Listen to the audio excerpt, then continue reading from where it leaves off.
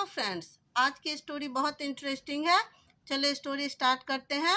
Story का नाम है अ स्ट्रेंज डील। अ का मतलब हुआ यहाँ एक, स्ट्रेंज यानी अजीब, डील का मतलब होता है सौदा। जब हम कुछ खरीदते बेचते हैं तो उसे सौदा या डील बोलते हैं। स्टोरी देखते हैं। इस स्टोरी के थ्रू आप नए वर्ड्स को भी जानेंगे, साथ ही सेंटेंस के स्ट्रक्चर को भी समझेंगे। A farmer bought a well from his neighbour. A farmer एक किसान, बाउट खरीदा। यह बाय वर्ब का सेकेंड फॉर्म है बाउट यानी खरीदा। अ वेल का मतलब अ कुआं, फ्रॉम से, हिज उसके, नेबर पड़ोसी। मीनिंग देखते हैं। एक फार्मर ने, एक किसान ने उसके पड़ोसी से एक कुआं खरीदा। Next day when he went to the well to get water, his neighbour stopped him. Next day अगली सुबह, व्हेन जब, ही वह गया, वेंट का मतलब यह गो का सेकेंड फॉर्म है जिसका मतलब होता है गया। टू द वेल कुएं की ओर। टू गेट वाटर, गेट का मतलब होता है लेने या प्राप्त करने। टू गेट वाटर पानी लेने। इसके बाद कॉमा है। His neighbour stopped him. His यानी उसके, नेबर पड़ोसी, स्टॉप्ड यानी कि रोक दिया, रोका, हिम उसे। हिज नेबर स्टॉप्ड हिम, उसके पड़ोसी ने उसे रोका। I sold you only the well not the water. क्या बोला रोक के? आई मैंने, सोल्ड सेल का V2 होता है सोल्ड यानी बेचा। यू तुम्हें, ओनली ओनली का मतलब होता है केवल। द वेल केवल कुआं। नॉट द वाटर पानी नहीं। क्या बोला? मैंने तुम्हें केवल कुआं बेचा है, नॉट द वाटर पानी नहीं। The farmer didn't know how to respond. अब ये जो जब उसके पड़ोसी ने कहा कि मैंने केवल तुम्हें कुआं बेचा है पानी नहीं, तो उसको किसान को समझ में नहीं आया कि कैसे रिस्पॉन्ड करे। यह पास्ट इंडेफिनिट का निगेटिव सेंटेंस है। जब पास्ट इंडेफिनिट के निगेटिव सेंटेंस में जब पास्ट इंडेफिनिट का निगेटिव सेंटेंस हम बनाते हैं तो उसके साथ डिड के साथ नॉट लगा देते हैं, नो। और इसके बाद ये ध्यान रखिएगा, डिड लगाने के बाद हमेशा वर्ब की फर्स्ट फॉर्म होती है। नो का मतलब होता है जानना। द फार्मर डिडंट नो यानी किसान नहीं समझा। How to respond, how to यानी कैसे, रिस्पॉन्ड यानी कि प्रतिक्रिया, प्रतिक्रिया दे। किसान नहीं समझा कैसे प्रतिक्रिया दें। He discussed the problem with the country Sharif. He उसने, डिस्कस्ड डिस्कस का मतलब होता है चर्चा करना, चर्चा किया। द प्रॉब्लम समस्या, विथ के साथ, द कंट्री शरीफ यानी कि कंट्री यानी देश के, शरीफ का मतलब होता है न्यायाधीश, न्यायाधीश। शरीफ का मतलब क्या होता है? न्यायाधीश। उसने देश के न्यायाधीश के साथ प्रॉब्लम पर, समस्या पर चर्चा किया। I think I can help you. मुझे लगता है, यहाँ मुझे के सेंस में आई का यूज होगा। मुझे लगता है, थिंक यानी लगता है। आई कैन हेल्प यू, मैं आपकी मदद कर सकता हूँ।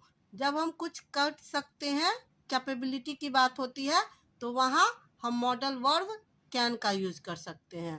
जैसे मैं पढ़ सकता हूँ, आई कैन रीड, मैं लिख सकता हूँ। आई कैन राइट, मैं दौड़ सकती हूँ। I can run.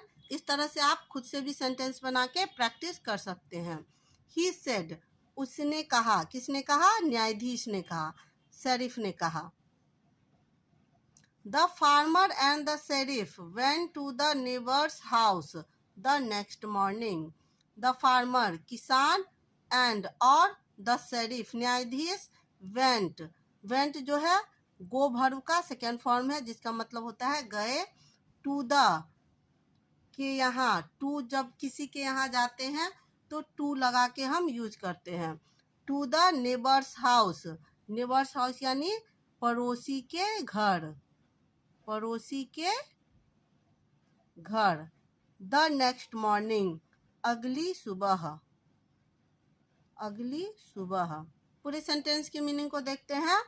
The farmer, किसान और शरीफ अगली सुबह पड़ोसी के घर गए।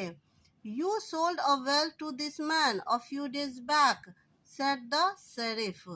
यू, तुमने, सोल्ड, सेल का B2 सोल्ड होता है, यानी जिसका मीनिंग हुआ बेचा।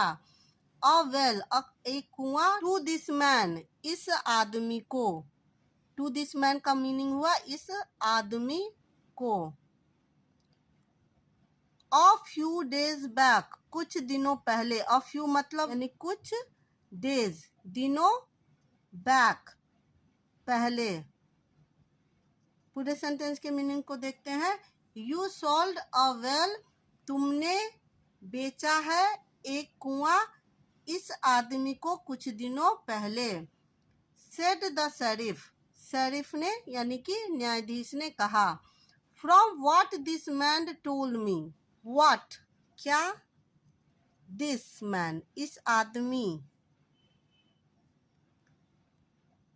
ने, टोल्ड मी मुझे बताया, इस आदमी ने मुझे बताया। The water that belongs to you is in his well, की वाटर यानी पानी, दैट बिलोंग्स टू यू यानी जो, दैट का मतलब होता है जो, बिलोंग्स टू यू तुम्हारा है, इज इन हिज वेल उसके कुएं में, उसके कुएं में। क्या मीनिंग हुआ इसका?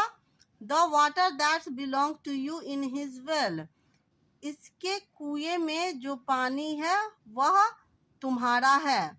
Take it all out by evening और else you will have to pay him rent.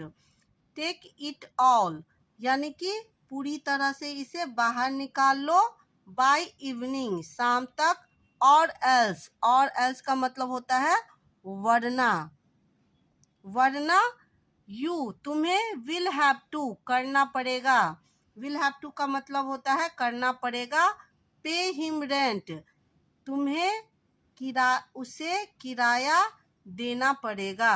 इसका मीनिंग हुआ शाम तक इस पानी को, शाम तक इसे पूरी तरह से बाहर निकाल लो, वरना तुम्हें किराया पे करना पड़ेगा।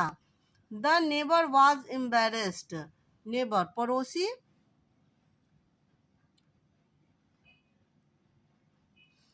वॉज था, एम्बेरेस्ड शर्मिंदा, एम्बेरेस्ड का मतलब होता है शर्मिंदा। He didn't bother the farmer again, he उसने, डिडंट नहीं किया, यह पास्ट इंडेफिनिट का नेगेटिव सेंटेंस है। उसने नहीं किया, बॉदर, बॉदर का मतलब होता है परेशान, द फार्मर किसान, अगेन फिर से, उसने फिर से या दोबारा किसान को परेशान नहीं किया। स्टोरी आपको कैसी लगी कमेंट करके जरूर बताइए। साथ ही चैनल को लाइक शेयर सब्सक्राइब कीजिए। Thank you for watching, till then bye bye.